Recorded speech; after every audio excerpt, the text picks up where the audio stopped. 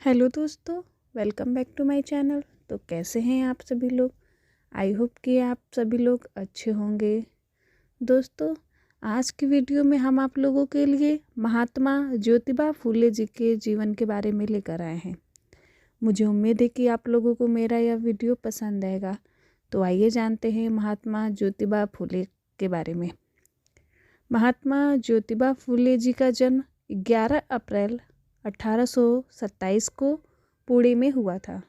उनकी माता का नाम चिमड़ाबाई तथा पिता का नाम गोविंदराव था। उनका परिवार कई पीढ़ी पहले माली का काम करता था। वे सतारा से पुणे फूल लाकर फूलों के गजरे आदि बनाने का काम करते थे, इसलिए उनकी पीढ़ी फूले के नाम से जानी जाती थी। ज्योतिबा बहुत बुद्धिमानी थे। उन्होंने मराठी में अध्ययन किया। वे महान क्रांतिकारी, भारतीय विचारक, समाज सेवी, लेखक एवं दार्शनिक थे। 1840 में ज्योतिबा का विवाह सावित्रीबाई से हुआ था। महाराष्ट्र में धार्मिक सुधार आंदोलन जोरों पर था। जाति प्रथा का विरोध करने और एकेश्वरवाद को अमल लाने के लिए प्रार्थना समाज की स्थापना की गई थी, जिसके प्रमुख गोविंद रानाडे और आरजी भंडारकर थे।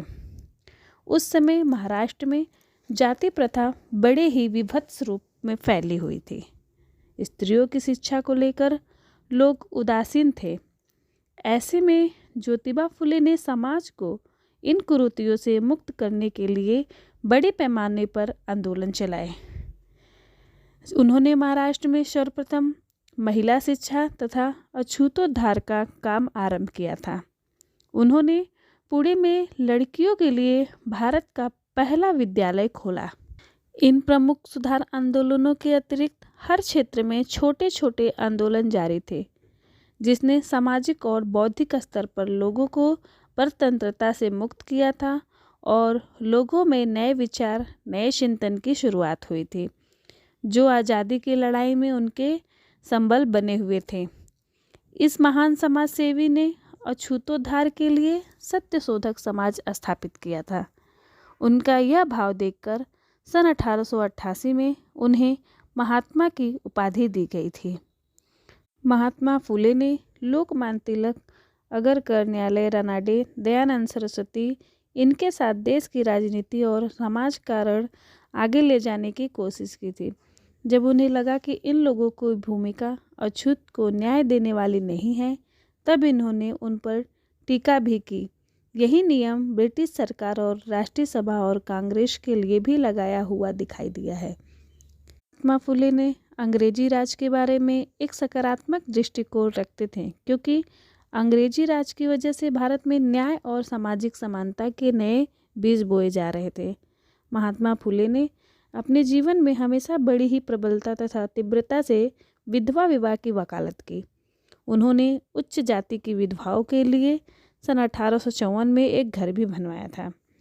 दूसरों के सामने आदर्श रखने के लिए उन्होंने अपने खुद के घर के दरवाजे सभी जाति तथा वर्गों के लोगों के लिए हमेशा खुले रखे। विधवाओं और महिला कल्याण के लिए काफ़ी काम किया था। उन्होंने किसानों की हालत सुधारने और उनके कल्याण के भी काफ़ी प्रयास किए थे। स्त्रियों की दशा सुधारने की और उनकी शिक्षा के लिए ज्योतिबा और उनकी पत्नी ने मिलकर सन 1848 में स्कूल खोला, जो देश का पहला महिला विद्यालय था। उस दौर में लड़कियों को पढ़ाने के लिए अध्यापिका नहीं मिली, तो उन्होंने अपनी पत्नी सावित्रीबाई फुले को पढ़ाना शुरू कर दिया और उनको इतना योग्य बना दिया कि वो स्कूल में बच्चों को पढ़ा सके।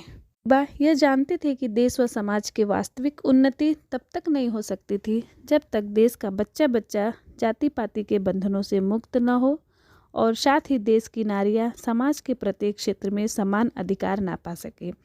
उन्होंने तत्कालीन समय में भारतीय नवयुवकों का आह्वान किया, वे देश समाज सांस्कृतिक और सामाजिक बुराइयों तथा अशिक्षा से मुक्त करें और एक स्वस्थ, सुंदर, सुदृढ़ समाज का निर्माण करें। मनुष्य के लिए समाज सेवा से बढ़कर कोई धर्म नहीं है।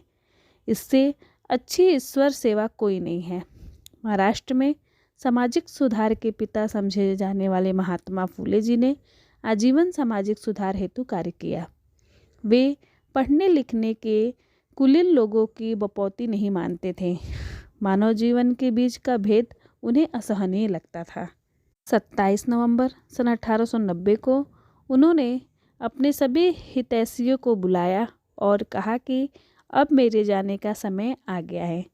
मैंने जीवन में जिन जिन कार्यों को हाथ में लिया है उसे पूरा किया है। मेरी पत्नी सावित्री ने हरदम परछाई की तरह मेरा साथ दिया है और मेरे पुत्र यशवंत अभी छोटा है। मैं इन दोनों को आपके हवाले करता हूँ।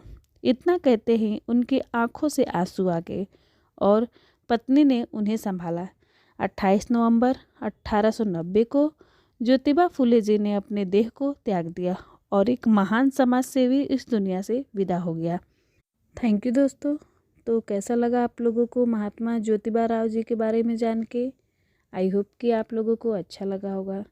अगर अच्छा लगा तो प्लीज़ राखी फैक्ट्स चैनल को सब्सक्राइब कीजिए, वीडियो को लाइक कीजिए, शेयर कीजिए और अगर कोई त्रुटि हो या गलती हो तो प्लीज़ कमेंट बॉक्स में कमेंट ज़रूर कीजिए। Thank you.